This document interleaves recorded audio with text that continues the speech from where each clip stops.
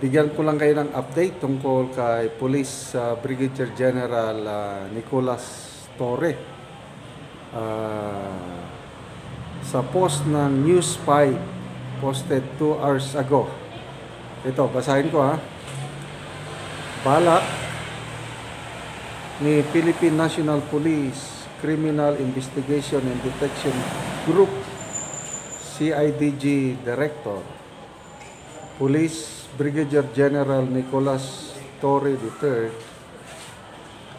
na magsampa ng reklamong cyber libel laban sa dating mamamahayag na si Jay Sonza at isa pang vlogger dahil sa umano'y pagkakalat ng fake news laban sa kanya.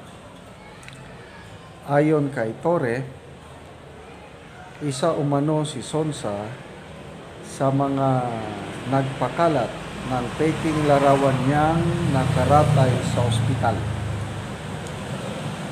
Giit ng CIDG Chief, hindi niya ito palalampasin dahil nakaapekto na umano sa maling balita sa kanyang pamilya at mga kaibigan. Yung exact word ni General Torre, yung mga nag-post na ako'y na ospital, na ako'y nagkasakit,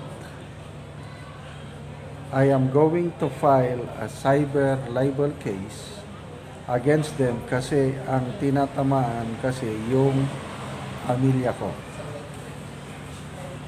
Bago nito, inireklamo na ni Torre ang vlogger at dating Army Captain na si Clemente Dado Enrique ng inciting to sedition dahil sa mga pahayag niyang humihikayat umano sa publiko na mag-aklas laban sa gobyerno.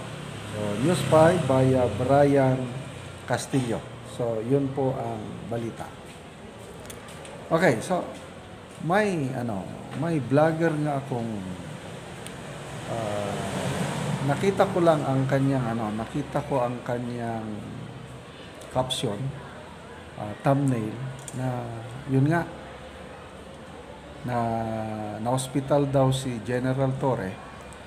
Kaya lang dahil wala akong ibang source, hindi ko tinapik, kasi alanganin eh. Wala akong nakitang post, wala akong nakitang litratong ipinost ni Jason tungkol sa di umano'y pagka-hospital ni General Torre. So, kung walang katotohanan na na-hospital si General Torre, may vlogger o mismo si Jason ang nagpakalat ng balita na di umano'y na hospital si General Torre at wala namang katotohanan, talaga maaapektuhan ang pamilya ni General Torre at karapatan niya yun na mag-file ng cyber libel. So, mag-ingat po tayo ngayon sa mga fake news kasi dumarami ang nagpapakalat ng fake news. Ako kaya maingat ako sa ating mga content, sa ating topic. Bine-verify ko maigi kung totoo ba. Ang pinaka-viral, pinaka-controversial ngayon na akusasyon ng fake news, itong nangyayari between kampo ni Pangulong Duterte at Pangulong Marcos Jr. Ang unang nag-akusa na nagpapakalat ng fake news ang kampo ni Pangulong Duterte ay si Executive Secretary Bersamin. maliciously fake daw yung pahayag ng dating Pangulo na may mga blank items sa GAA o National Budget. Tapos sinigundahan ng Pangulo, mismong Pangulo nagpahayag na he is lying. Nagsisinungaling daw ang Pangulong Duterte yung tungkol sa blank item sa GAA o National Budget. Kailan? Ang katotohanan niyan is wala namang sinabi si Pangulong Duterte na may blank item sa GAA. Kasi ang tinutukoy ni Pangulong Duterte na mga blank items is yung BICAM report. Malaking kaibahan ang BICAM report. Ginawa ito ng Kamara at Senado bago pa makarating kay Pangulong Marcos Jr. para pirmahan. So, magkaiba sila ng basihan. Totoo na walang blank item sa GAA. Totoo. Kaya lang hindi naman ang GAA ang tinutukoy ni Pangulong Duterte at ni Congressman Oca. Pati nga si Attorney Vic Rodriguez, nagpaliwanag na rin siya na ang mga may blank items is yung BICAM report. Na yung BICAM report ang basihan ng General Appropriations Bill. Bago maging General Appropriations Act, ma-enroll mo na as bill yun. BICAM report. So ang tanong ng bayan ngayon, paano napirmahan? Paano na fill in the blanks? Kasi klaro, kitang-kita, ipinakita ni na Attorney Vic, Congressman Ungab, PRRD, yung mga items sa BICAM report na may mga blankong amount. Yun ang kini-question. Yun ang dapat ipaliwanag ng palasyo. Okay? So, yun na. Labanan ng katotohanan at fake news. So, sinasabi ng iba na inilalayo daw ng palasyo ang issue.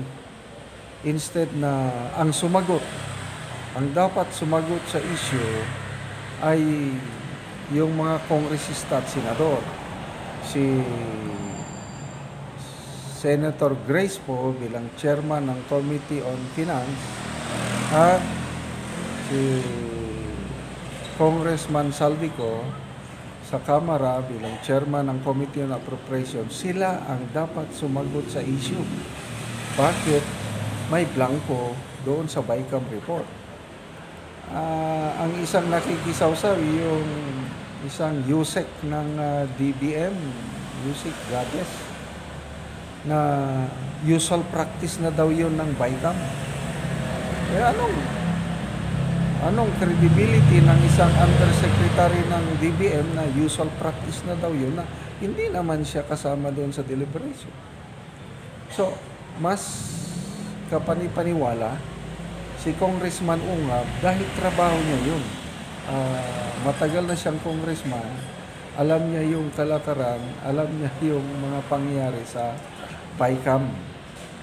Okay, si Senator Amy, Disyembre pa lang, nagpahayag na siya ng mga blank items sa BICAM report. Recorded yan, nagsalita si Senator Amy. May mga blank items kaya hindi ko pumirma. So, yung pahayag ni Senator Amy nag-corroborate sa findings sa pasabog ni Congressman Ungab na may blank items nga talaga. So, yun naman ang hinighlight ni Pangulong Rodrigo Duterte.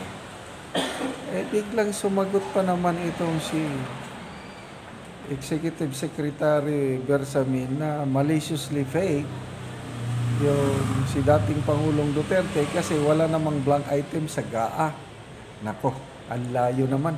Hindi naman GAA ang tinutukoy ng Pangulong Duterte, kundi yung BICAM report. Iba ang BICAM report, iba ang GAA. So, yun po. Sino ang nagpapakalat ng fake news? Yan na. So, again, hintayin natin kung kailan ma-file, and I believe kayang-kayang depensahan ni Jason sa ang kanyang sarili tungkol sa bagay na ito.